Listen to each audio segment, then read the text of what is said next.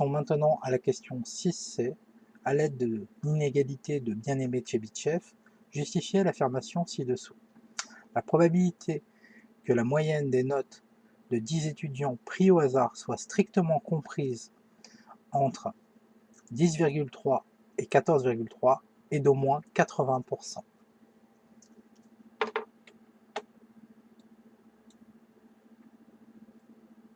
Donc dans un premier temps, pour pouvoir utiliser l'inégalité de Bien-Aimé-Tchebychev, il va falloir calculer l'écart-type de M. D'ailleurs, une petite remarque, c'est une variante de l'inégalité de Bien-Aimé-Tchebychev qui est utilisée ici, qui est connue sous le nom de inégalité de concentration. Mais bon, peu importe. On calcule la variance de M. Elle a déjà été calculée à l'exercice précédent. Donc l'écart type, c'est la racine de la variance, soit ceci. On n'est pas obligé de calculer l'écart type, ça dépend de la forme qu'on vous a donnée sur Tchebychev. Certains l'écrivent avec l'écart type, d'autres l'écrivent avec la variance. Il y a des petites variantes selon les professeurs. Quoi qu'il en soit, hein, il y a l'écart type au carré qui est égal à la variance dans la formule. Et ensuite, on détermine l'intervalle delta autour de la moyenne. Tout simplement, ici, nous voulons que M soit entre 10,3 et 14,3. Il suffit juste de faire 14,3 moins la moyenne 12,3, on obtient 2 et on obtient notre delta. Ainsi, on va utiliser l'inégalité de Bien-Aimé-Tchebychev, donc sous sa forme standard. Vous pouvez voir ici, je l'ai écrit avec la variance de x. On peut l'écrire aussi avec l'écart type au carré de x, ce qui revient exactement à la même formule.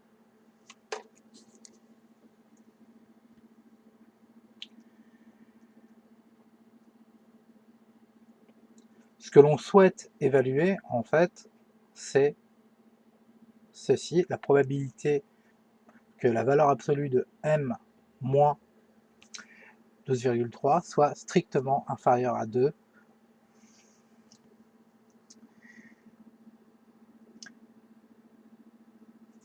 Et ce qu'on va réussir à majorer grâce à l'inégalité de Bien-Aimé-Tchebychev, c'est la probabilité que m moins 12,3, la valeur absolue de m moins 12,3 soit supérieure ou égale à 2, ce qui nous donne ici cette majoration.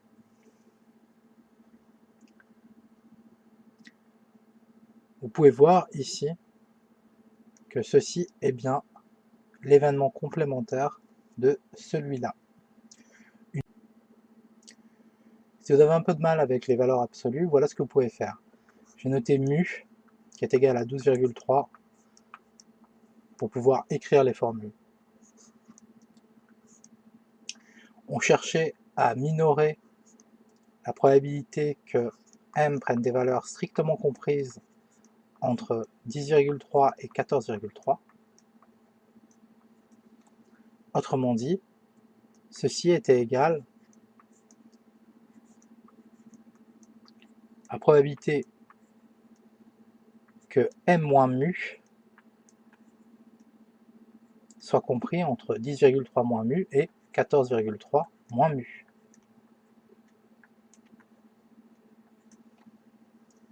Mu étant égal à 12,3, c'est la moyenne. Cela revient à dire que m moins mu est compris entre moins 2 et 2.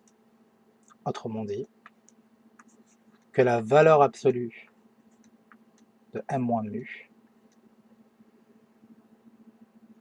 est strictement inférieure à 2.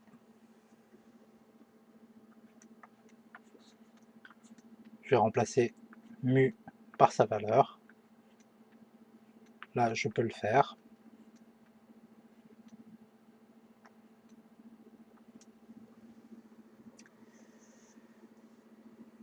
Et tout ceci est basé sur une simple formule Si la valeur absolue de x est inférieure ou égale, ou inférieure stricte, hein, ça marche aussi, à b avec b strictement positif, alors x est compris entre moins b et b.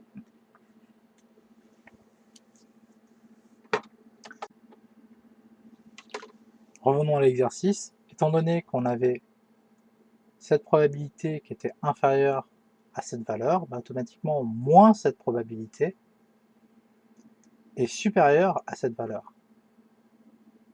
Et par conséquent, on change le sens de l'inégalité. Ce qui fait que, ici, on trouve que la probabilité que la valeur absolue de m moins 12,3 soit strictement inférieure à 2, je devrais dire prenne des valeurs strictement inférieures à 2, car ça aussi c'est déjà une variable aléatoire, valeur absolue de m moins 12,3,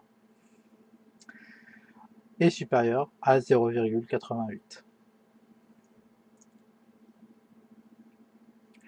En espérant que les arrondis n'ont pas été trop méchants. Donc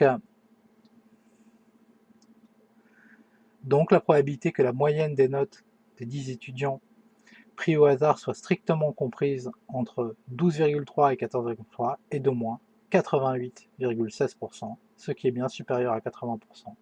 L'affirmation proposée était bien vraie et on vient de le démontrer.